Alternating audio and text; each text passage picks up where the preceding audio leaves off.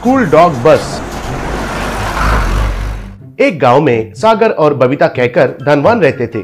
सागर एक नंबर का कंजूस आदमी था। उनके घर में तो बहुत सारे कुत्ते रहते थे।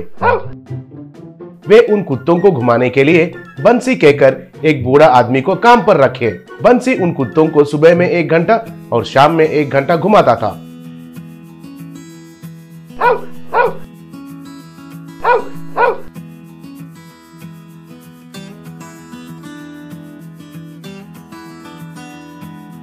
एक दिन सागर बंसी को वेतन देते समय, आज से तुम हमारे कुत्तों को दिन में 6-7 घंटे तक घुमाना होगा।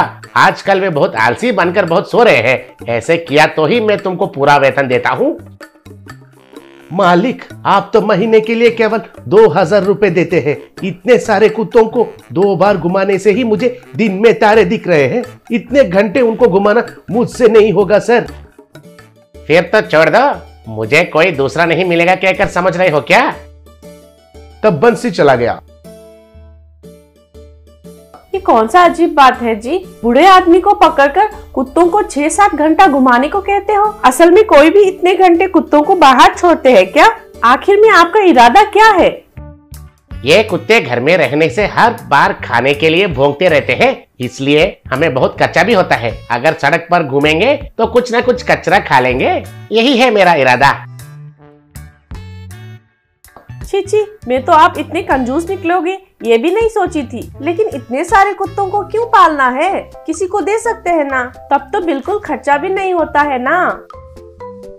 अरे ओ डेढ़ दिमाग वाली, कुत्तों को पालना तो स्टेटस की बात है। हमारे घर आने वाले बिजनेस क्लाइंट्स तो आधे मेरे कुत्तों को देखकर मुझे कॉन्ट्रैक्ट्स देते हैं। तब बबीता हैरान हो गई। एक दिन सागर का मैनेजर गुप्ता, सर, कुत्तों को देखभाल करने वालों के लिए गांव भर ढूंढा, लेकिन एक भी नहीं मिला। लड़के तो शॉर्ट फिल्म्स बनाने में बहुत बिजी है। बड़े वाले तो यूट्यूब में ग्रैंडपा कुकिंग्स कहकर खाने का प्रोग्राम्स बना रहे हैं। कुछ लोग तो, क्यों रे, हम तुम्हें कुत्ते का देखभाल करने वाले जैसे दिख रहे हैं कहकर मुझे पकड़कर खूब पीटे। इसलिए इन कुत्तों को मैं भी नहीं घुमा सकता हूँ सर। मैं तो जॉब रिजाइन कर रहा हूँ कहकर उधर से चला गया।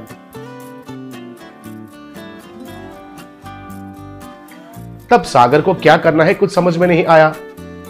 बंसी को नैना कहकर एक पोती रहती थी। वो बच्ची बहुत होशियार थी।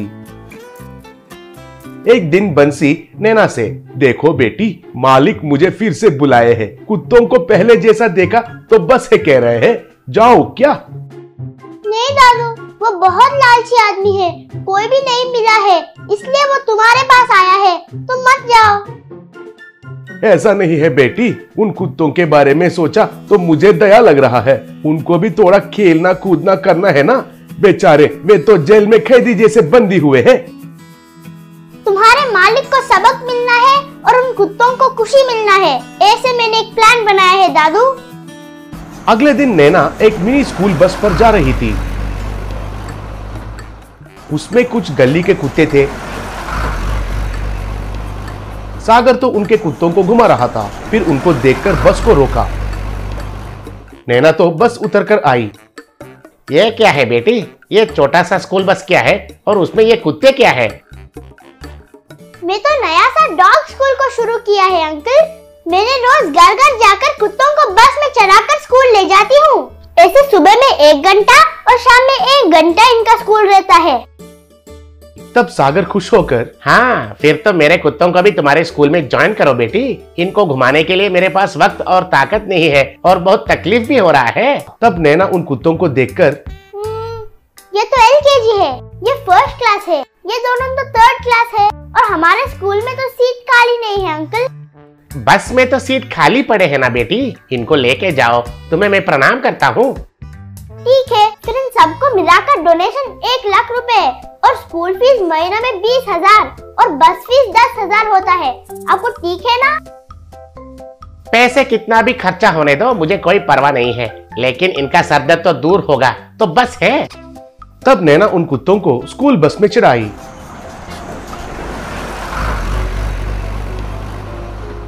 वो बस गांव में घूम रहा था तो वे कुत्ते उनका मुंह खिड़की से बाहर रखकर मजे ले रहे थे।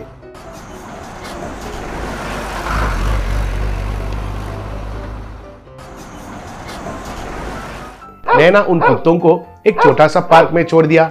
वे कुत्ते सब उधर थोड़ी देर के लिए खेले। बाद में नैना उनको फिर से मिनी स्कूल बस में चढ़ाकर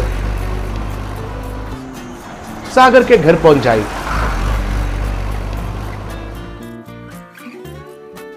ऐसे रोज नैना सागर के कुत्तों को स्कूल बस में लेके जाने लगी।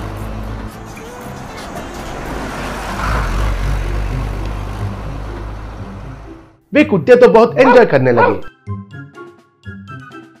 एक महीने के बाद सागर के पास पैसा भी वसूल किया।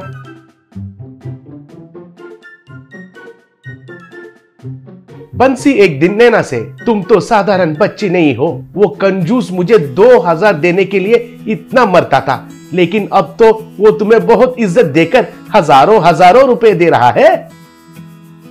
इसलिए कहते हैं ना दादू कि कांटा को कांटे से ही निकलना चाहिए। ऐसे बंसी का परिवार खुशी से रहने लगे। कुत्ते भी खुशी से रहने लगे। बीच में सागर का ही बहुत नुकसान होने लगा।